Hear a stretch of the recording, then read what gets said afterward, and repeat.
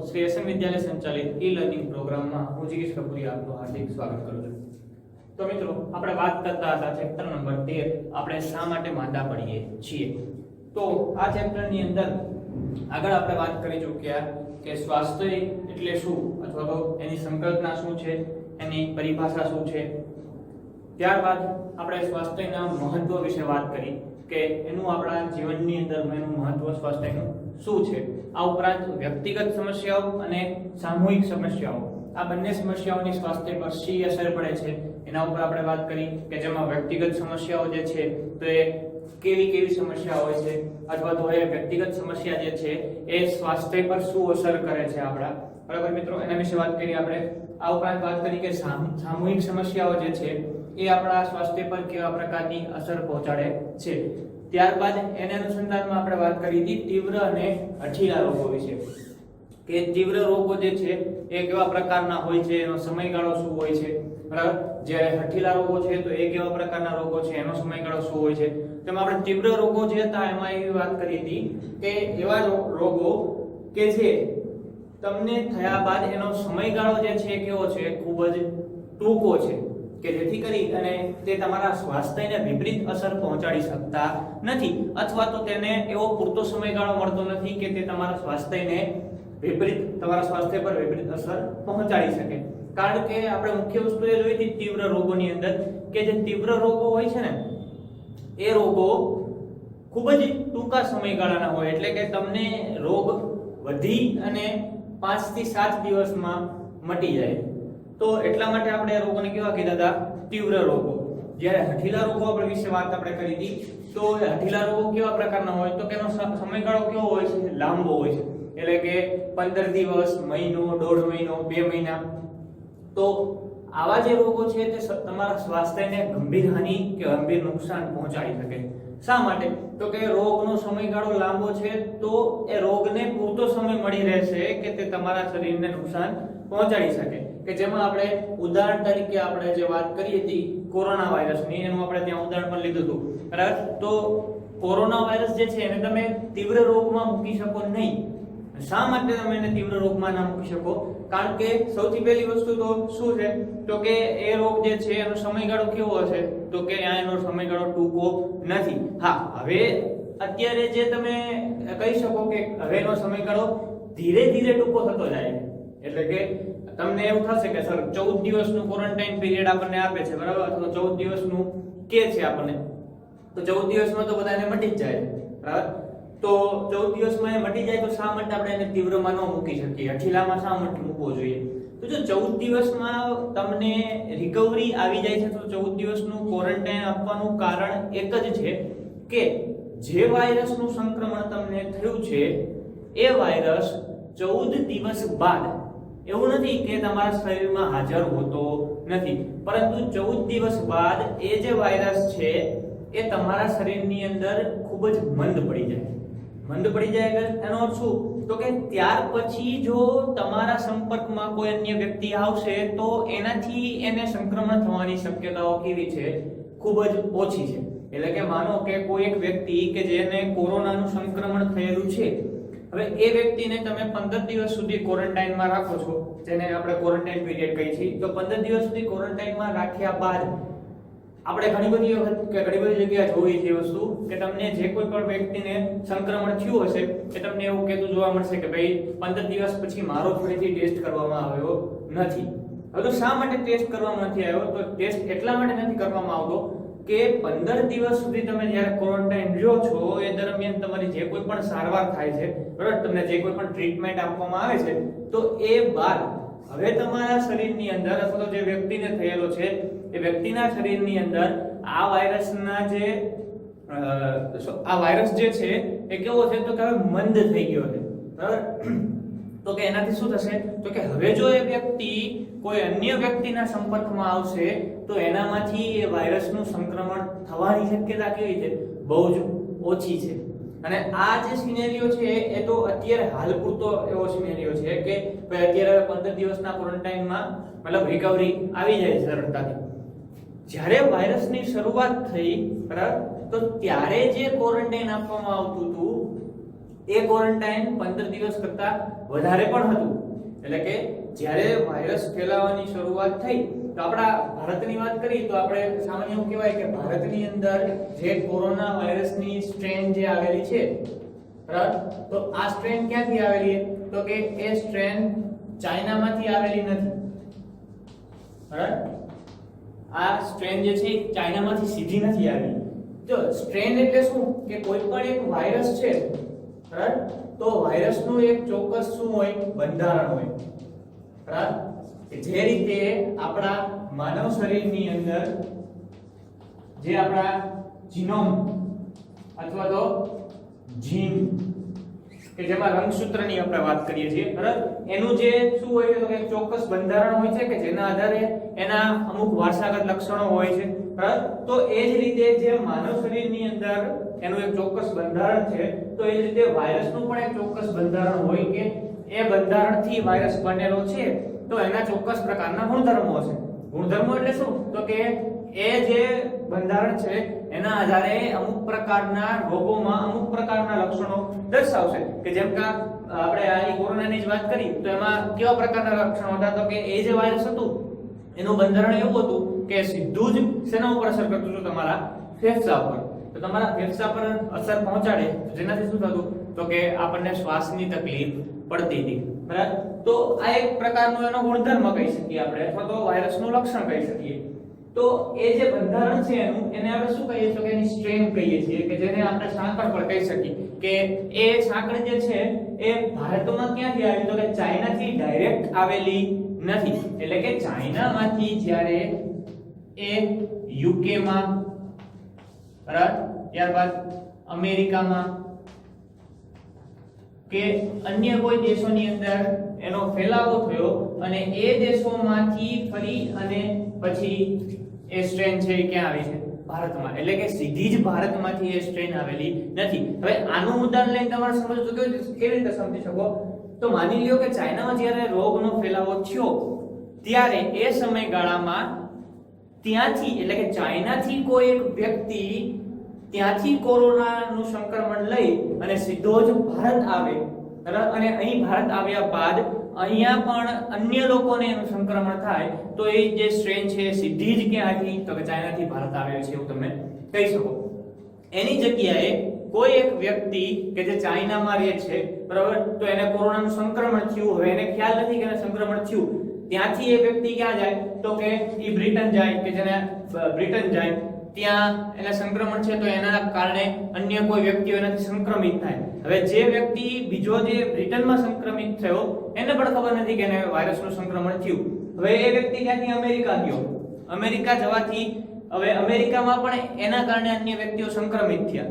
હવે એ અમેરિકાના વ્યક્તિઓ ત્યાંથી ઓસ્ટ્રેલિયા જાય, ત્યાં અન્ય લોકોને સંક્રમિત કરે. હવે જે ઓસ્ટ્રેલિયાના લોકો જે છે સંક્રમણ પામ્યા છે એ ત્યાંથી ભારત આવે અને ભારતમાં આવી અને અન્ય લોકોને સંક્રમણ પહોંચાડે, વાયરસનો ચેપ લગાડે, તો એને કહી શકાય આપણે કે સ્ટ્રેન જે છે એ ભારતની અંદર સીધી જ ચાઇનામાંથી આવેલી નથી. કારણ કે ચાઇનામાંથી યુકે માં ગયું, યુકે માંથી અમેરિકા, ત્યાંથી ઓસ્ટ્રેલિયા અને પછી ભારત. તો જો અહીં શું થશે? તો કે આ સમયગાળો કેવો હશે? તો કે આ સમયગાળો જે છે એ મહિનો, દોઢ મહિનો કે 2 મહિનાનો સમયગાળો છે કે એટલા સમય બાદ ચાઇનામાંથી ક્યાં આવ્યો વાયરસ? ભારતની અંદર.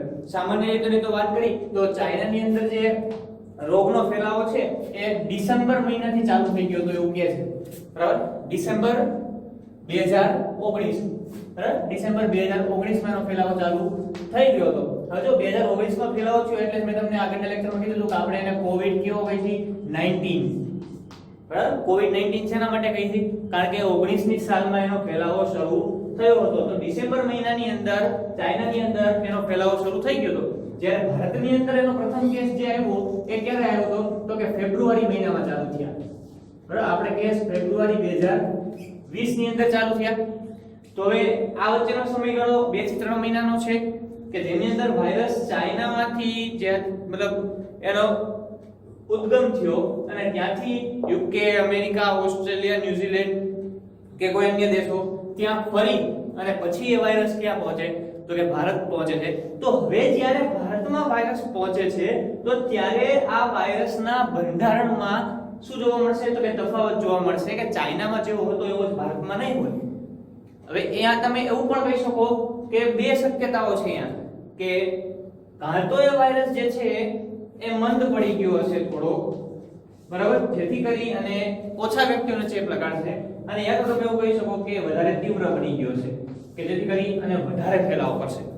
બરાબર. જો અમેરિકામાં અને બ્રિટનમાં બહુ બધા લોકોના મૃત્યુ થયા, એની પાછળ જવાબદાર કારણ એક જ હતું કે ત્યાં જે કોરોનાની સ્ટ્રેન જે હતી એ સીધી જ ચાઇનામાંથી આવેલી હતી, એટલે વાયરસ ખૂબ ખતરનાક હતો. જ્યારે ભારતમાં એ સ્ટ્રેન સીધી આવેલી નહોતી એટલે અહીંયા આપણે એટલા બધા મૃત્યુ થયા નથી. કોની સરખામણીમાં? અમેરિકા અને યુકે ની સરખામણીમાં. બરાબર. તો અહીંયા આજે આપણે વાત કરી, બરાબર, કોરોના વાયરસની. તો એ શું છે? તો હવે એ એક વાયરસ, જે કોરોના જે છે એક વાયરસથી થતો રોગ છે, બરાબર, અને એ રોગ કેવા પ્રકારનો છે તો કે સંસર્ગજન્ય રોગ છે. આપણે આજે અહીંયા સંસર્ગજન્ય અને બિન સંસર્ગજન્ય રોગ વિશે ચર્ચા કરવાની છે, એટલા માટે અહીંયા આપણે કોરોનાના ઉદાહરણ દ્વારા સમજીએ છીએ.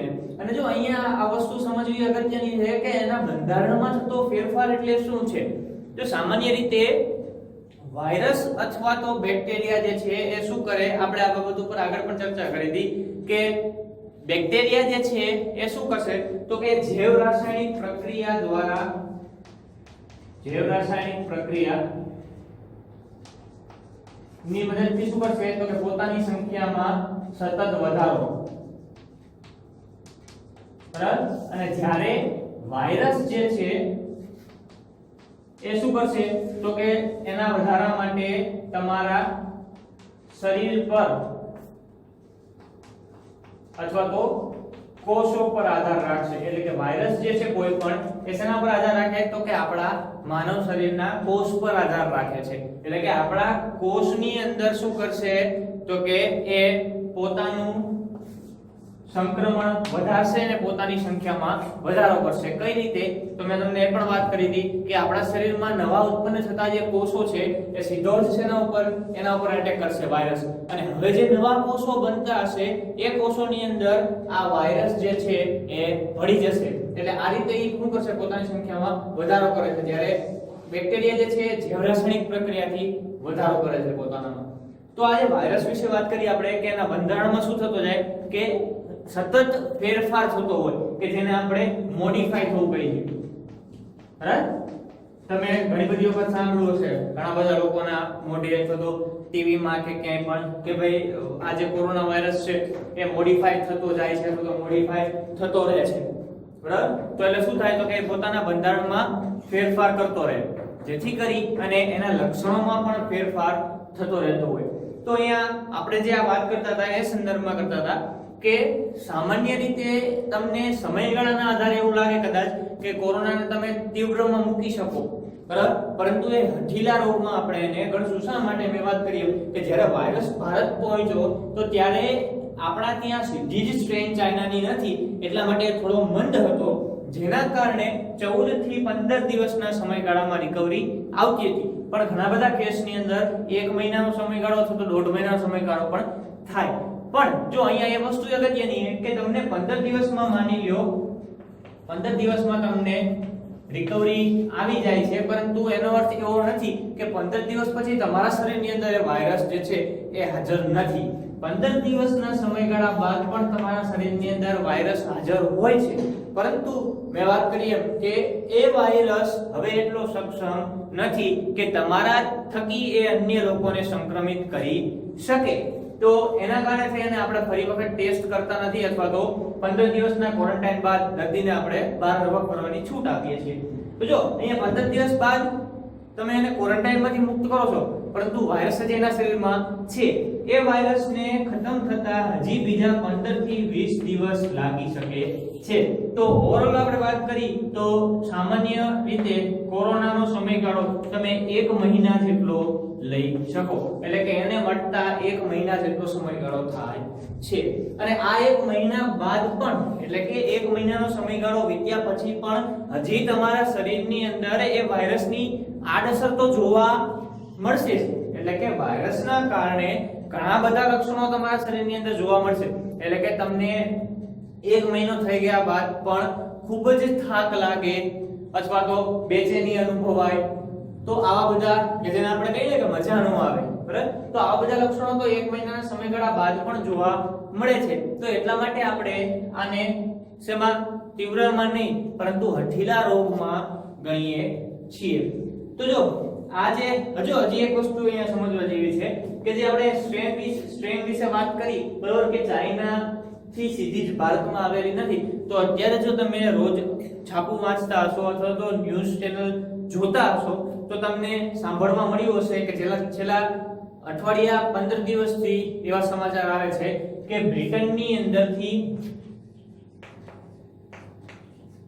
બ્રિટનમાંથી કોરોનાની એક નવી સ્ટ્રેન જે છે એ ભારત આવેલી છે કે જે સ્ટ્રેન આ કોરોના વાયરસ જે છે સામાન્ય રીતે, બરાબર, આ વાયરસ કરતા એ સ્ટ્રેન જે છે એ 70% વધુ ગંભીર અથવા તો 70% વધુ જોખમી છે.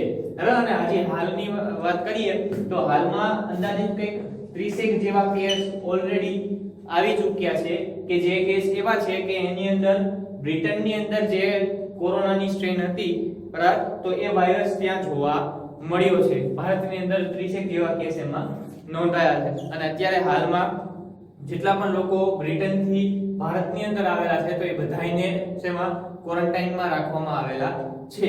બરાબર, તો અહીંયા શું થયું, જો વાયરસનો ઉદ્ભવ તો ક્યાંથી ચાઇનાથી થયો છે, પણ સ્ટ્રેન જે છે એ ક્યાંથી આવી, બ્રિટનમાંથી.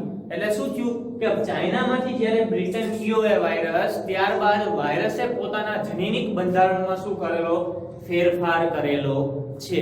બરાબર, જનીનિક બંધારણમાં ફેરફાર કરવો એટલે શું, જો સ્ટ્રેન બદલાવી અથવા તો એના બંધારણમાં ફેરફાર કરવું એ બધી વસ્તુ કઈ રીતે થઈ શકે અથવા શું થઈ શકે, તો હું તમને એમાં વધારે ડીપમાં તો અત્યારે સમજાવી ન શકું, પરંતુ સામાન્ય એક ઉદાહરણથી તમને સમજાવી શકું.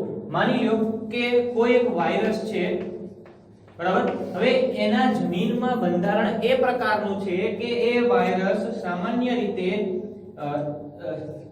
30°C અથવા તો 33°C જેટલું તાપમાન સહન કરી શકે. બરાબર, એટલે કે કોઈ વાયરસ છે એ કેટલા 30 થી 33°C તાપમાન જે છે એને સહન કરી શકે અથવા તો એ તાપમાનમાં રહી શકે.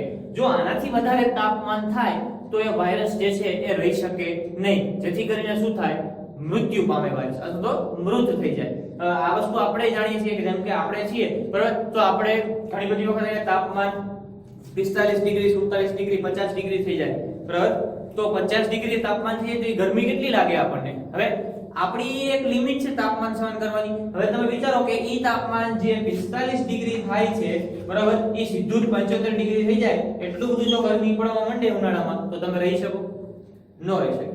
બરાબર, 45° તાપમાનમાં પણ તમે ઘણી બધી વખત એવા સમાચાર સાંભળો હોય કોઈ વ્યક્તિને લૂ લાગવાથી બેભાન થઈ ગઈ વ્યક્તિ અથવા તો હોસ્પિટલમાં દાખલ કરવી પડી. તો આ શું છે તો કે 45° તાપમાન જે છે, બરાબર, અથવા તો 50° તાપમાન છે, મહત્તમ તાપમાન છે કે જે આપણે સહન કરી શકીએ. એનાથી વધારે તાપમાન જો થાય તો કોઈ આપણે સહન કરી શકીએ નહીં. બરાબર, તો એ જ રીતે વાયરસમાં પણ માની લ્યો કે કોઈ એક વાયરસ છે એ 30 થી 33° તાપમાન જે છે સહન કરી શકે. હવે તમે આ જ વાયરસને 50° તાપમાન આપશો, બરાબર, તો એ વાયરસ શું થશે, મૃત્યુ પામશે. બરાબર, તો એ વાયરસ મૃત્યુ પામશે એટલે શું, તો કે વાયરસ મરી જશે, બરાબર, એનો નષ્ટ થઈ જશે. પરંતુ હવે માની લ્યો કે વારંવાર તમે જો એવું કરશો કે શું કરો તો કે જે વાયરસની ક્ષમતા 30 થી 33°C જેટલી જ છે એને વારંવાર જો વધારે તાપમાન મળતું રહેશે તો એનાથી શું થશે તો કે ધીમે ધીમે એ વાયરસ જે છે એ ટેવાતો જશે. બરાબર, ટેવાતો જશે એટલે શું થશે તો કે એ વાયરસ જે છે પોતાના જનીનમાં જનીનનું જે બંધારણ છે એમાં એવો ફેરફાર કરશે કે જેના થકી એ શું થશે તો કે આટલા તાપમાનથી યુઝ ટુ થઈ જશે. એટલે કે 50°C તાપમાનથી એ કેવો થઈ જશે, હવે એની માટે તાપમાન અનુકૂળ છે. એટલે હવે 50° તાપમાને પણ શું થશે તો કે પોતાનું જીવન ટકાવી શકશે. તમે પણ આ બધી વસ્તુ તમારા જીવનમાં પણ નોંધ કરી હશે એની કે ઘણી બધી વસ્તુ એવી હોય કે જે આપણા માટે એકદમ સરળ હોતી નથી અથવા તો એવું કહી શકીએ કે અનુકૂળ હોતી નથી એ પરિસ્થિતિ, બરાબર. પણ તમે વારંવાર જો એ પરિસ્થિતિમાં રહ્યો છો તો પછી શું થાય તો કે ધીમે ધીમે એ પરિસ્થિતિને તમે પોતાની રીતે અનુકૂળ બનાવો છો, બરાબર. તો એ વસ્તુ શું કરે અહીંયા વાયરસ કરે તો કે 30 થી 35 ડિગ્રી તાપમાને રહી શકતો હતો એને બદલે 50 ડિગ્રી તાપમાને રહે. તો એ શું થયું તો કે એના બંધારણમાં શું થઈ ગયો, ફેરફાર થઈ ગયો કે જેના કારણે હવે વાયરસની તાપમાન સહન કરવાની ક્ષમતા જે છે એ કેવી થઈ ગઈ, વધી ગઈ. તો હવે અહીંયા જે કોરોના જે પોતાની સ્ટ્રેનમાં ફેરફાર કરે છે એ શું છે તો કે કોરોના સામાન્ય રીતે એનું જે સૌથી બહારનું મોટું લેયર જે છે ને એ પ્રોટીનનું બનેલું છે, બરાબર, આ વાયરસની. તો હવે એ જે શું કરશે તો કે એનું જે લેયર જે છે એ પ્રોટીનનું બનેલું છે અથવા તેનું બંધારણ જે છે એની અંદર એવા પ્રકારના ફેરફાર કરશે કે કોરોના વાયરસ માટે જે દવાઓ આપણે આપીએ છીએ, બરાબર, તો એ દવાઓ એના ઉપર અસરકારક નીવડશે નહીં. તમે જો ઘણી બધી વખત સાંભળ્યું છે કોઈ વ્યક્તિના મોઢે કે વારંવાર માની લ્યો કે તમને તાવ આવતો હોય અથવા તો તમને વારંવાર માની લ્યો કે માથું દુખે છે, બરાબર, તો માથા માટેની સામાન્ય રીતે આપણે વાત કરી તો કોમ્બીફ્લામ, બરાબર, તમે નામ સાંભળ્યું છે ને તમારા ઘરમાં આ દવા હશે પણ. તો કોમ્બીફ્લામ જે છે અથવા તો સ્ટોપેક, બરાબર, તો આ કોઈ પણ માંથી એક દવા તમે વારંવાર જ્યારે તમને માથું દુખે છે ત્યારે તમે લ્યો છો તો કે 6 મહિના અથવા તો 12 મહિનાના સમયગાળા સુધી માની લ્યો કે તમે દર અઠવાડિયે 2 વખત માથાના દુખાવાની દવા લ્યો છો તો 12 મહિનાના સમયગાળા બાદ આ જ દવા કે જે લેવાથી તમને અડધી કલાકમાં માથું ઉતરી જતું હતું એ જ દવા હવે તમને એનાથી માથું ઉતરશે નહીં અથવા તો માથું ઉતરતું નથી. આવું તમે ઘણા બધા વ્યક્તિઓ પાસે સાંભળ્યું હશે કે ભાઈ મને તો હવે આ દવા અસર જ નથી કરતી. તો અસર નથી કરતી એટલે શું, તો એનો અર્થ એવો કે આ જે દવા છે એ દવાની અંદર રહેલું ડ્રગ એટલે કે એની અંદર રહેલું જે તત્વ છે એ જે કંઈ પણ રોગનો લક્ષણ છે એની સામે હવે અસરકારક નીવડતી નથી. શા માટે? એટલા માટે કારણ કે એ રોગના જે કોઈ પણ કારકો છે એ કારકો હવે આ દવાથી કેવા થઈ ગયા છે, અનુકૂળ થઈ ગયા છે. હવે અનુકૂળ કઈ રીતે થયા તો કે પોતાના બંધારણમાં ફેરફાર કરીને, બરાબર, પોતાના બંધારણની અંદર શું કરે છે, ફેરફાર કરે છે અને હવે અનુકૂળ થઈ ચૂક્યા છે. એટલા માટે હવે તમને એ દવાથી માથું ઉતરતું નથી અથવા તો તાવ ઉતરતો નથી. આવી બધી વસ્તુ જોવા મળતી હોય છે. તો અહીંયા આ જે આપણે કોરોનાના વિશે વાત કરી, બરાબર, એ આખી જ વસ્તુ જે છે આપણને શેના તરફ દોરી જાય છે તો કે આપણા આજના ટોપિક તરફ દોરી જાય છે કે જેમાં આપણે વાત કરવાની છે સંસર્ગજન્ય અને બિનસંસર્ગજન્ય રોગોની. તો સંસર્ગજન્ય અને બિનસંસર્ગજન્ય કારકો શું છે તો જો સંસર્ગજન્ય જે છે એને આપણે કેવા કારકો તો કે ચેપી કારકો કહીએ છીએ કે જેના વિશે મેં તમને સામાન્ય ખ્યાલ આગળના લેક્ચરમાં આપેલો હતો કે જે રોગ એવા છે કે જો સામાન્ય પરિભાષા છે સંસર્ગજન્ય અથવા તો બિનસંસર્ગજન્ય તમને વ્યાખ્યા પૂછાય તો સામાન્ય દ્રષ્ટિકોણથી વ્યાખ્યા સાચી છે કે ભાઈ જે રોગ એવા છે કે જે ચેપી છે એટલે કે એક વ્યક્તિથી બીજા વ્યક્તિને ચેપ લાગે એને સંસર્ગજન્ય કહેવાય. જ્યારે બિનસંસર્ગજન્ય તો કે બિનચેપી રોગ છે, એક વ્યક્તિથી બીજા વ્યક્તિને એનો ચેપ લાગતો નથી એને બિનસંસર્ગજન્ય કહેવાય. પણ તમે એની પરિભાષા આવી આપી શકો નહીં, વ્યાખ્યા પૂછે તો તમે એક્ઝામમાં એવી લખી શકો નહીં. આ માત્ર સમજવા માટે છે. પરંતુ આજે આપણે સંસર્ગજન્ય અને બિનસંસર્ગજન્ય વિશે વાત કરી છે.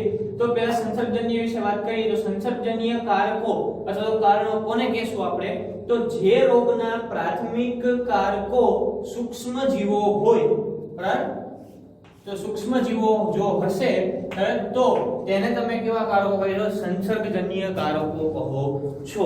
હવે જો આ સૂક્ષ્મ જીવો એટલે શું થઈ શકે તો કે બેક્ટેરિયા અથવા ફૂગ કે કોઈ વાયરસ અથવા એકકોષી સજીવ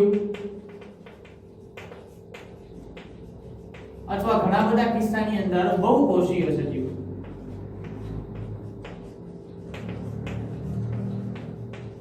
તો આ બધું જ શું છે, આ બધા જ કેવા કારકો છે, સૂક્ષ્મ જીવો છે, બરાબર, કે જેના થકી અથવા જેના કારણે આપણને રોગ ફેલાય છે. તો હવે એવા સૂક્ષ્મ જીવો કે જેના કારણે તમને કોઈ પણ રોગ થાય છે, બરાબર, તો એને તમે કેવા કહેશો, સંસર્ગજન્ય કારકો અથવા તો ચેપી કારકો કહો છો। હવે આ વસ્તુ જે આપણે જાણીએ છીએ કે ફૂગ, વાયરસ, બેક્ટેરિયા, બરાબર, તો એ બધા શું છે તો કે એવા પ્રકારના સજીવો છે કે જે તમને હાનિ પહોંચાડી શકે છે અથવા તમને એનાથી કોઈ રોગ થઈ શકે છે, બરાબર।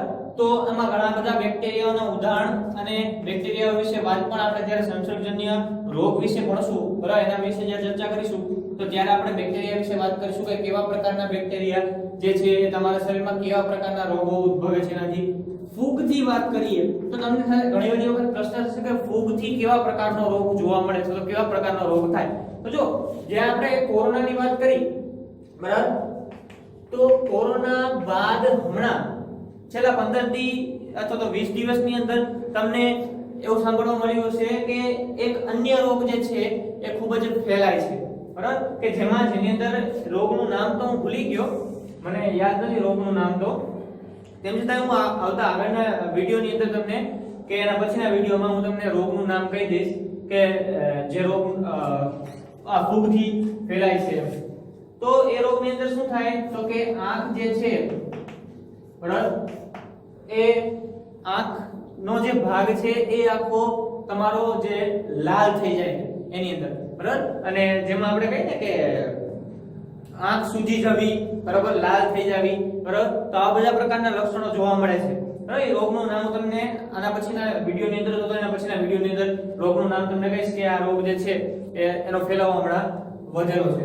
તો એ રોગ જે છે એ શેનાથી થતો રોગ છે? ફૂગથી થતો રોગ છે। હવે ખરેખર જોવા જઈએ ને તો એ ફૂગથી થતો રોગ છે એ વાત સાચી, બરાબર, પણ હવે એ રોગ અત્યારે શું કામ ફેલાવો, એટલે કે અત્યારે એનો ફેલાવો થવાનું કારણ શું?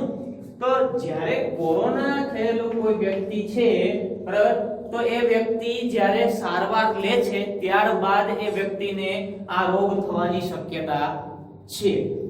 શા માટે? તો જો તમે જ્યારે કોરોનાની સારવાર લ્યો છો, બરાબર, તો કોઈ એક વ્યક્તિ છે કે જે કોરોનાની સારવાર લે છે, હવે મોટે ભાગે યુવા વર્ગ જે છે એટલે કે 30 થી 35 વર્ષ અથવા 40 વર્ષ સુધીની વયની વ્યક્તિઓ જે છે એને કોરોનામાં ટ્રીટમેન્ટની અંદર બહુ જાજી કોઈ વસ્તુ કરવાની જરૂર પડતી નથી, બરાબર, એને 1 કે 2 એન્ટીબાયોટિક આપે છે આથી, બાકી તો vitamin C, vitamin B, vitamin D અને ઝિંક, બરાબર, તો એની દવાઓ આપવામાં આવે છે। મોટા ભાગે વિટામિનની દવાઓ જાજી હોય, બરાબર, તો એને તો ટ્રીટમેન્ટની અંદર કોઈ જાજી વસ્તુ હોતી નથી, પરંતુ 40 વર્ષથી ઉપરની વયની વ્યક્તિ અથવા તો એવી વ્યક્તિ કે જેને ડાયાબિટીસ છે કે બ્લડ પ્રેશર છે કે હૃદયની કોઈ બીમારીથી એ પીડિત છે પહેલેથી, તો એવી વ્યક્તિની જ્યારે તમે સારવાર કોરોનાની કરો છો તો ત્યારે શું થાય તો કે કોરોનામાં મુખ્ય વસ્તુ આપણે શું જોઈએ છે તો તમે મુખ્ય વસ્તુ તમને સીટી વેલ્યુ એમાં ચેક કરાવવામાં આવે, બરાબર, કે જેમાં સીટી સ્કેન દ્વારા તમારા ફેફસાને શું કરે તો કે માની લ્યો કે આ પ્રકારે આપણા ફેફસા છે, બરાબર, તો આ જે ફેફસા છે એ ફેફસાને 24 અલગ અલગ ભાગમાં વિભાજિત કરવામાં આવે આ રીતે, બરાબર, 24 અલગ અલગ ભાગની અંદર વિભાજિત કરી અને એનું પરીક્ષણ કરવામાં આવે કે કયા ભાગની અંદર ઇન્ફેક્શન લાગેલું છે, એટલે 24 ટોટલ ભાગમાં વિભાજિત થયા એટલે 24 શું કહેવાય સ્કોર કહેવાય ટોટલ। હવે એમાંથી જેટલા પણ ચોરસ ભાગ જે છે, માની લો કે આ ચોરસ ભાગ છે આટલો, આ કોરોનાથી ચેપગ્રસ્ત થયો છે, બરાબર, તો એનો તમારો સ્કોર શું કહેવાય 1, એટલે કે આ 24 અલગ અલગ ખાનામાંથી આ એક ખાનું જે છે તો એક સ્ક્વેર જે છે એમાં ચેપ લાગેલો તો સ્કોર કેટલો કહેવાય 1। જો 3 ખાના સુધી ચેપ હશે તો એનો સ્કોર 3 કહેવાય, જો 10 સુધી હશે તો એનો સ્કોર 10 કહેવાય। તો તમે ઘણા બધાના મોઢે સાંભળ્યું હશે કે સીટી સ્કેન નો સ્કોર એમનો 10 આવે છે કે 13 આવે છે કે 15 આવે છે, તો એનો અર્થ શું થયો તો કે ફેફસાના 24 ભાગ કર્યા એ 24 ભાગમાંથી જેટલા પણ ભાગ એમાંથી ઇન્ફેક્શન ગ્રસ્ત છે અથવા ચેપગ્રસ્ત છે એટલો શું થયો એમનો સીટી સ્કેન નો સ્કોર। તો એ સીટી સ્કોર જે જોવામાં આવે તો જે પણ વ્યક્તિનો સીટી સ્કોર 3 કે 5 થી વધુ હોય છે, બરાબર, તો એ લોકોને કે જેના ડાયાબિટીસ ને બ્લડ પ્રેશર છે એમની વાત કરું છું અથવા તો હૃદયની કોઈ બીમારી છે, તો એ લોકોને શું થશે તો કે એમનો સ્કોર 3 કે 5 થી વધુ છે તો એમને આગળ જતા એટલે કે 2 થી 4 દિવસ કે 5 દિવસ કે અઠવાડિયાના સમયગાળા બાદ તમે સાંભળ્યું હશે કે ઇન્જેક્શનનો કોર્સ કરાવે છે, એવું કહે છે કે 5 ઇન્જેક્શનનો કોર્સ છે, બરાબર, તો એ શું છે તો કે એ એવા પ્રકારની દવાઓ છે કે જેનું મિશ્રણથી શું થશે તો કે તમને જે આ ઇન્ફેક્શન છે બરાબર એ ઇન્ફેક્શનને મટાડી શકાશે. હવે એ બધી જે દવાઓનું મિશ્રણ તમને દેવામાં આવે છે અથવા તો વ્યક્તિને દેવામાં આવે છે તો એનાથી શું થાય તો કે એ જે દવા આપવામાં આવેલી એ દવાની આડઅસર સ્વરૂપે ફૂગથી થતા રોગ થાય છે. એટલે કે માની લો કે જે વ્યક્તિને દવાઓ કે ઇન્જેક્શન આપેલા છે હવે એ વ્યક્તિને આ ફૂગથી થતા રોગ કે અન્ય કોઈ બીજા રોગ ન થાય એના માટે તમારે શું કરવું પડે તો કે એ ઇન્જેક્શનના કોર્સ કર્યા બાદ તમારે અઠવાડિયાથી 10 દિવસના સમયગાળા સુધી એન્ટી ફંગલ કે જેમ તમે એન્ટીબાયોટિક કહો છો ને કે જે બેક્ટેરિયા સામે રક્ષણ આપે એ દવાને શું કહીએ આપણે એન્ટીબાયોટિક. વાયરસની સામે રક્ષણ આપે એને શું કહીએ આપણે એન્ટીવાયરલ. બરાબર. તો એ જ રીતે ફૂગ સામે જે દવા રક્ષણ આપે એને કહેવાય એન્ટીફંગલ. બરાબર. તો એની માટે તમારે એને એન્ટીબાયોટિક અને એન્ટીફંગલનો કોર્સ પણ કરાવવો પડે. એટલે કે ઇન્જેક્શનનો સમયગાળો પૂરા થયા બાદ તમારે એક અઠવાડિયા સુધી એને એ બધી દવાઓ આપવી પડે. તો જો એને તમે એક અઠવાડિયા સુધી એન્ટીફંગલનો કોર્સ ન કરાવો તો એનાથી શું થાય તો કે એનાથી એને અન્ય રોગો થવાની પણ સંભાવના છે. એટલે કે માની લો કે શું થાય કે એને ઇન્જેક્શનનો કોર્સ કર્યો બરાબર અને હવે તમે એને એન્ટીફંગલ કે એન્ટીબાયોટિક આપતા નથી તો શું થાય તો કે મેં જેમ વાત કરી એમ કે ભાઈ આંખને લગતા રોગ જે છે બરાબર કે જેમાં આંખ લાલ થઈ જવી સૂજી જવી બરાબર અથવા તો તમારું મોઢું જે છે એ આખું મોઢું આવી જાય બરાબર. તો આ બધા જે રોગો જે છે શું છે તો કે આ જે દવાઓ તમે કોરોના સમયગાળા દરમિયાન લીધી છે એની આડઅસર સ્વરૂપે તમને થયેલા રોગો છે બરાબર.